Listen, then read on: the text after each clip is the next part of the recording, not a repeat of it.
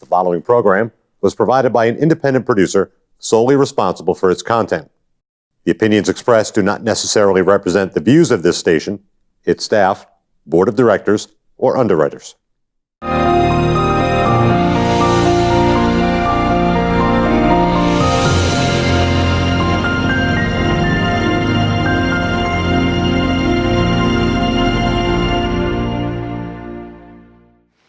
Hello, this is People's View, and help me welcome Tom Blonsku from the Catholic Charities in New Hampshire. Thank you.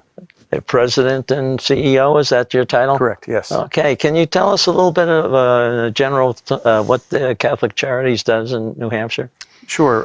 We're the largest human services organization in New Hampshire, and predominantly from what we do in healthcare. So we have 7 nursing facilities around the state. We have independent living, we have assisted living. We have the New Hampshire Food Bank, which serves over 430 different agencies around the state. About 18 to 20 in Nashua alone, the Nashua Soup Kitchen and the pantry there, Corpus Christi Pantry, different places like that. We have 10 district offices around the state that provide intense case management, counseling services. We have a robust immigration legal services program to help people on the path towards citizenship from green card status to naturalization. We have St. Charles, a children's educational school in Rochester, which provides intense therapeutic behavioral intervention services. And we do a little bit of adoption, more search and reunion and home studies. Would love to have more children to be able to adopt. And we have an Our Place program, which involves parenting, education, financial literacy training, exploring the whole social determinants of health with clients, and really working to establish a life plan with clients to lead them towards a life of wholeness.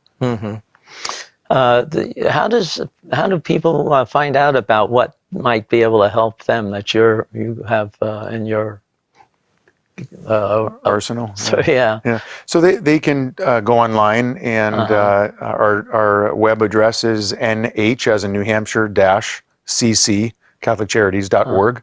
And they can find the information there, or they can call our main number, which is 669-3030, and they'll be able to direct them to the particular person or the program that they're looking for. Yeah, I looked at your online stuff, and it's pretty interesting. It's pretty complete, and I think you've done a good job on that. Thank you. And well, tell us how some people contact you and then get involved, and just take one example, one of your areas where you're helping out people. Can you give me some?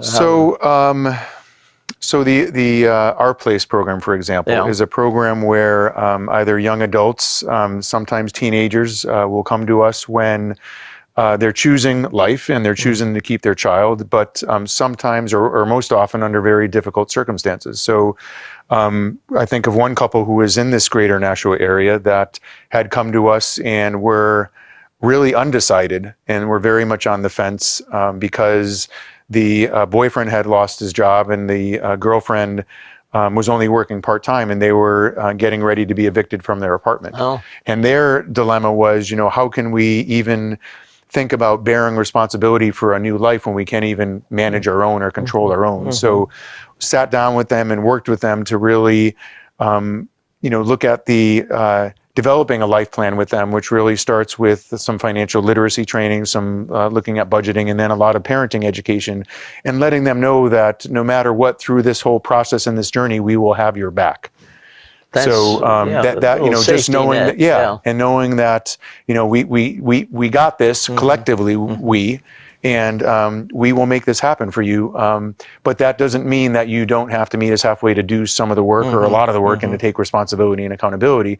But we will teach you how to get there, and we will hold your hand along the way and make sure that you're in a safe home environment, that you're not going to be evicted, and let's get back on track to figure out how we can look at employment options and maybe job training or different things like that. But just sometimes when you break it down to smaller manageable goals, and then and look at smaller goals and meeting them one small goal at a time, they see hope and they see opportunity, and they see possibility that, okay, you know, small victory, small victory, small victory.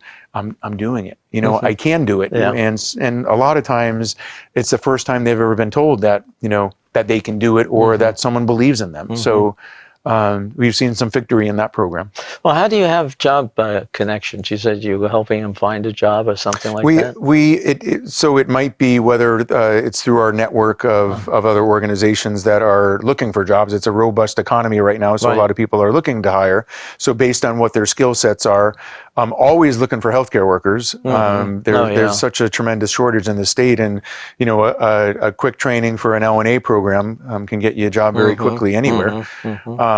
We even have a job training program at the food bank in Manchester, if you're interested in culinary skills. So it's an 8-week training program. There's no cost. We actually give you a stipend after week 3, a uniform, and you learn you graduate with a manager's level ServSafe certification. You can start out as a sous chef or a prep cook in a restaurant if that's your choice. Yeah. So there's some different avenues. Well, not only that as a job, but they need those skills maybe to just run their family. Yeah.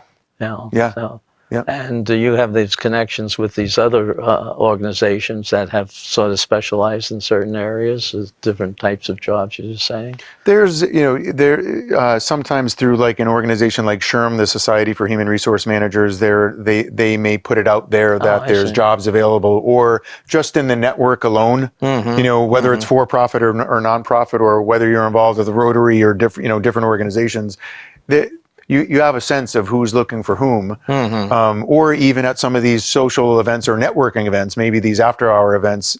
Hey, if you know someone, I'm looking for, you know, an aide or a home care person, or you know, someone in a particular environment. There's always you know, talk going on about needing some kind of help somewhere. Do you offer home care help? We don't any longer. We did a number of years ago. We are probably going to be looking into that pretty seriously moving into the future as we look to develop that healthcare and continuum much further. But that being said, working after we acquired Caregivers last year, which serves the greater Manchester and greater Nashua area, that is almost like an iterative model of a home care program.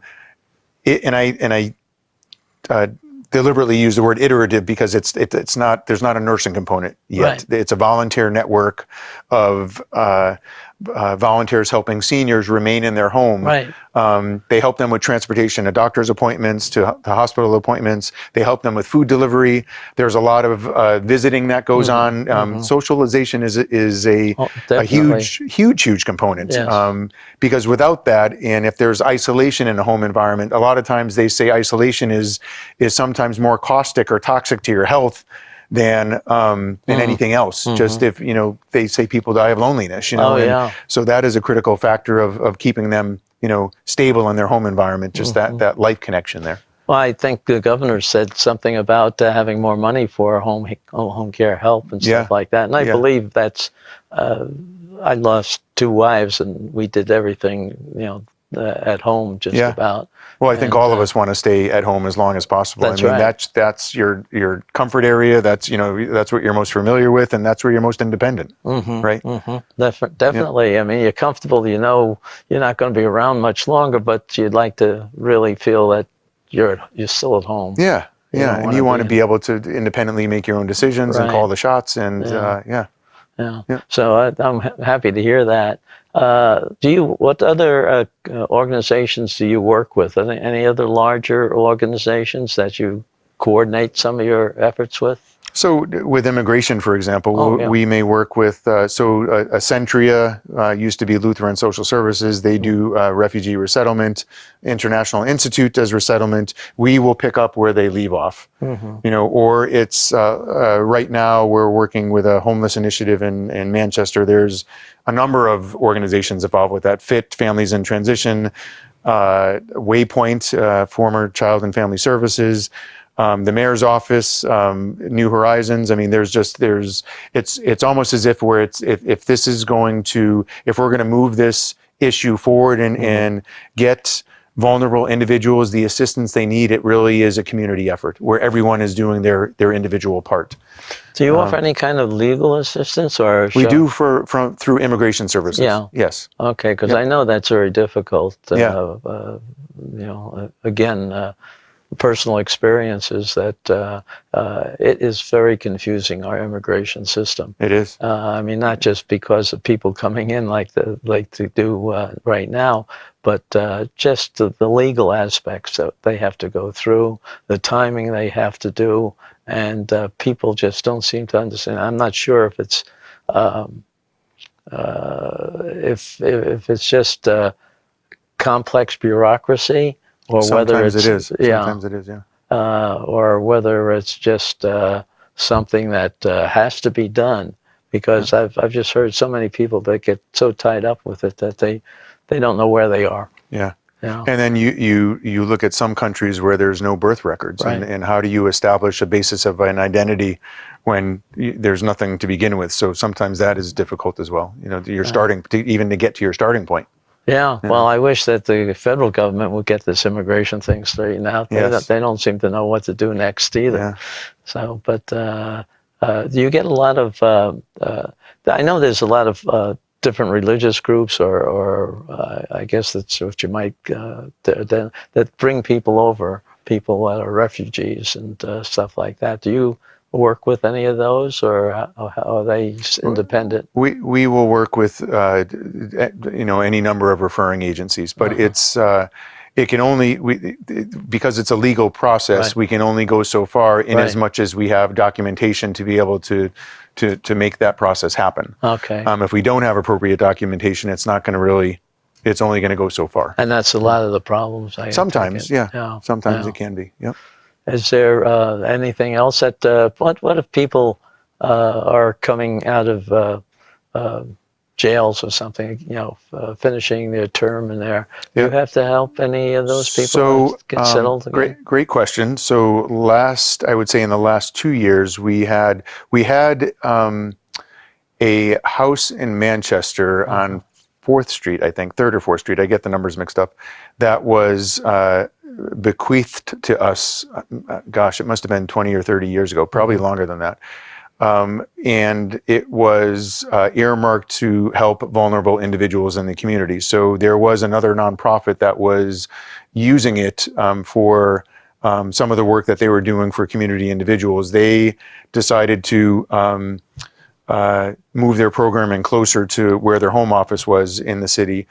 And that property became available, and we worked to help start or establish a Dismiss home or a Dismiss house in the first Dismiss house in New Hampshire. Oh. So that is a separate nonprofit that is running now, and it works with female parolees from the female prison, and they are housed there. Short term, I think for up to 6 or 9 months. It's a phenomenal program, and it really addresses the recidivism issue head on.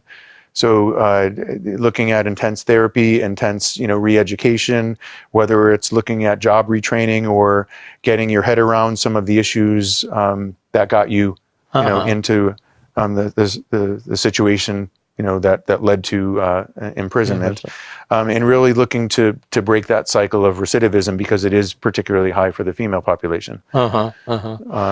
And really helping them to learn the skills to be able to live on their own and manage on their own, so they're not dependent on another individual to have to support them in a sense. Have you worked with the new women's prison that they've have up there in Concord now? We haven't done work with them yet. Okay. Yes. Because I was looking on, I was on the Public Works Committee, so we got a tour of that. They did a good job in putting that together. Yeah. And they have a lot of training courses that they're going to have up there. As you probably know, that was one of the reasons they had to build it. Yeah, well, I'm glad. I mean, I was at the old prison, and it was very much needed, a new space for them. So I'm happy for them. Well, it's nice to know all these things that can be done. How do you raise your money?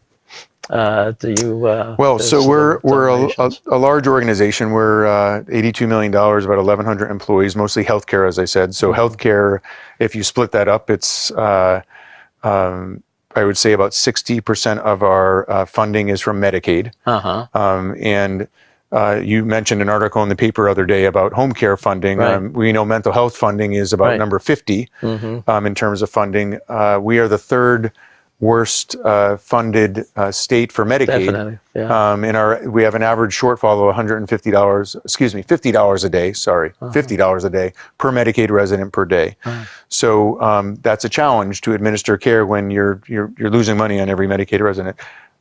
Based on our mission, that's our call to serve people. So to balance that out, usually there's a component of Medicare that's about 17% of our payer mix, as they call it. And then there's some private pay and third-party insurance that make up the rest. So that's about 2/3 of our revenue. The rest is there's some sliding scale fee programs for immigration. If you're filing federal applications or things like that, we might be able to. Usually there's a fee to those. We can't waive a fee to that because that's a federal fee that doesn't go away. But there's a lot of in-kind food donations to the food bank, for example. That could be anywhere from between $10 and $20 million a year. There's a value to that. Yeah.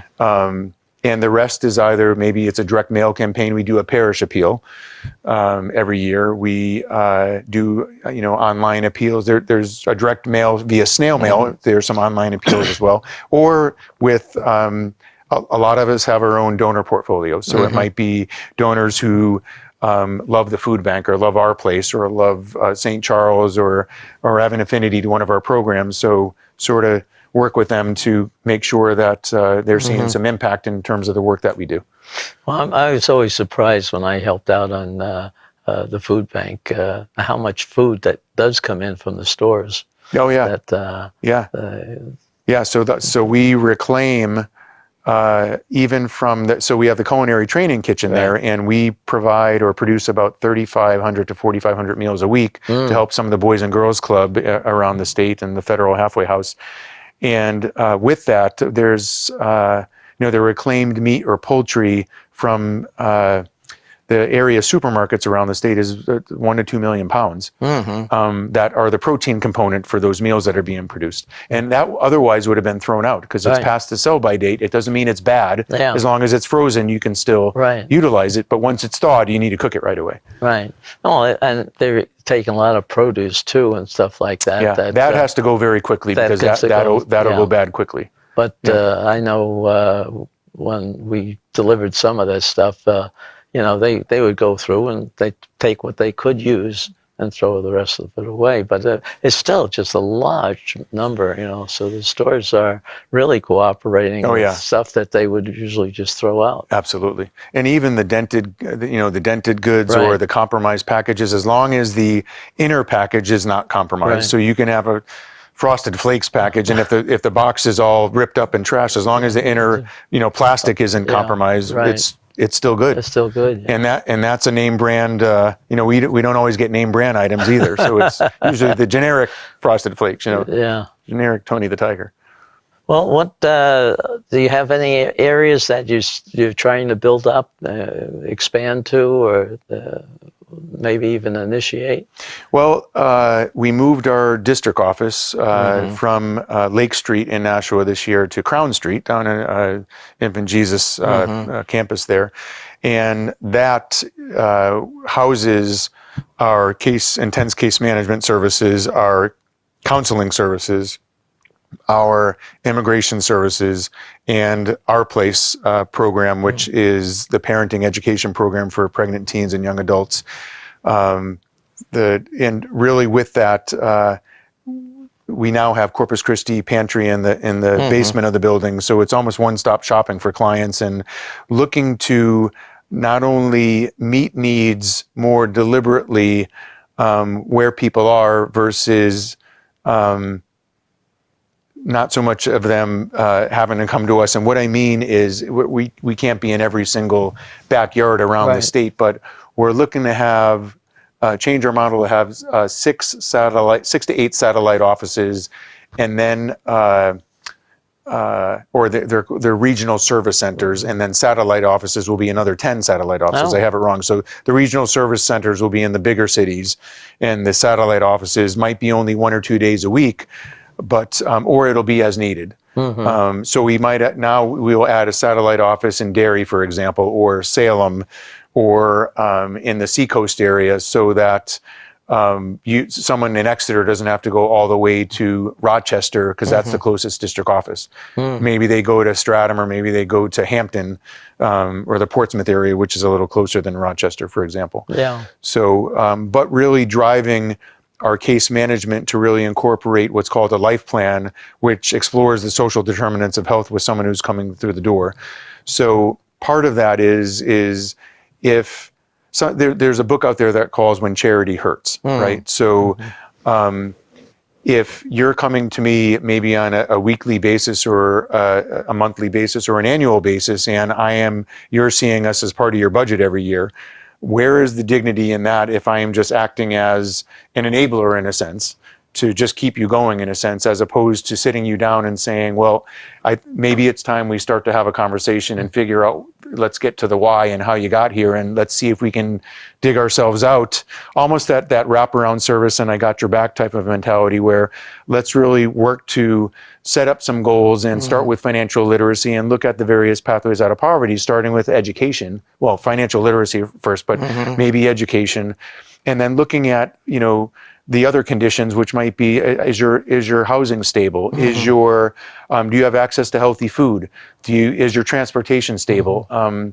Are you in a safe relationship? Sometimes it's, they're in an abusive relationship and don't know how to get out of that. And that can sort of retard every process, in a sense, in terms of stopping you dead in your tracks. So, what do we need to do to look at these red light areas and provide a type of service to extract you from that situation, and start looking at these small victories to get you back toward that path of wholeness, or, opportunity, in a sense. And it's amazing when the light goes off and they have that buy-in and that accountability, and you see that self-esteem start building, and it's rewarding too when you see that. Yeah. And then you look at that generational cycle of poverty or dependency starting to erode, because part of that question is, what do you want your legacy to be for your child? Yeah.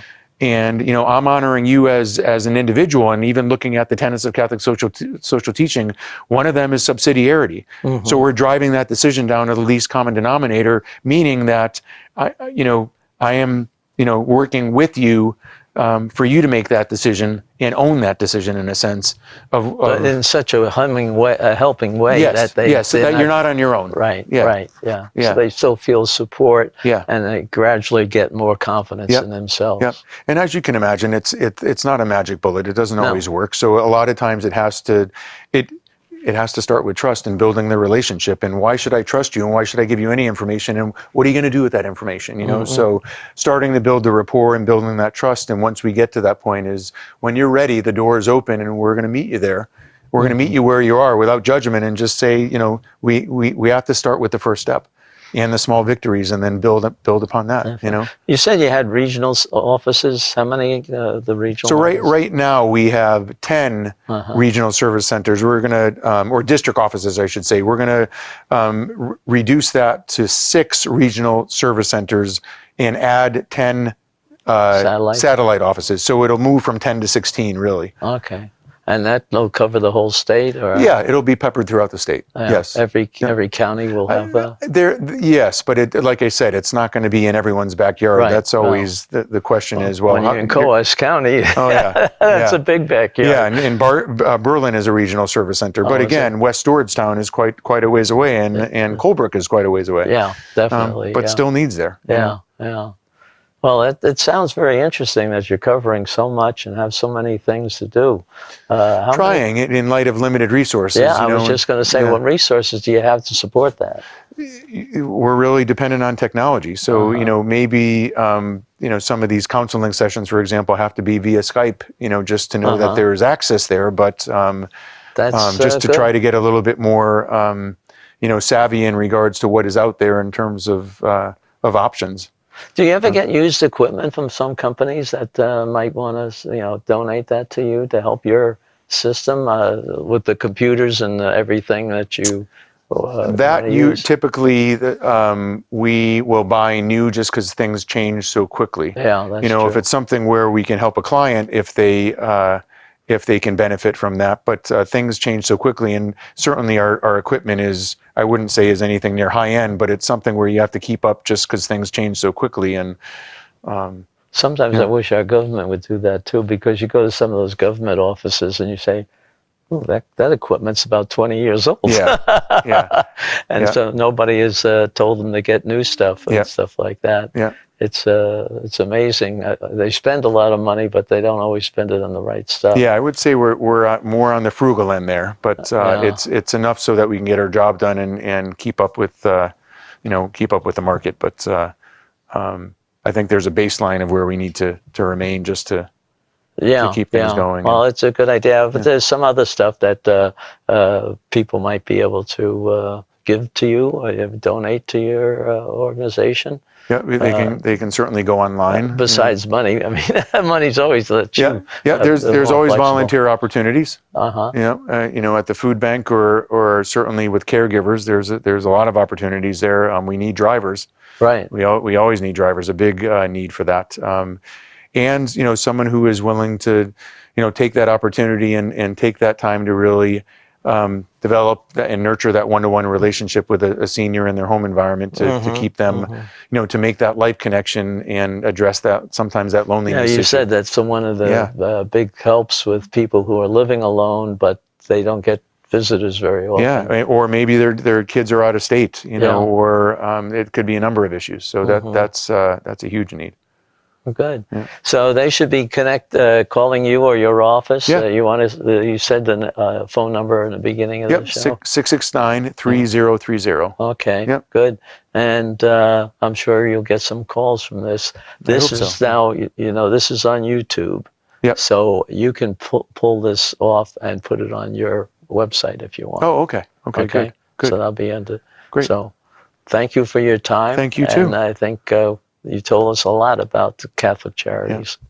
Good luck for future. That was easy. Thank you very much. Appreciate it. That was easy.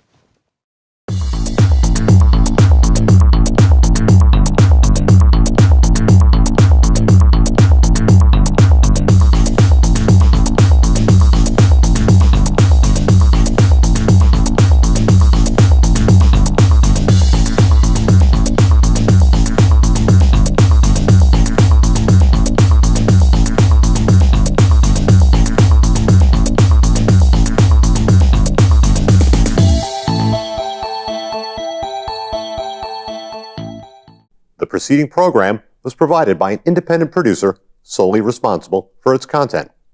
The opinions expressed do not necessarily represent the views of this station, its staff, board of directors, or underwriters.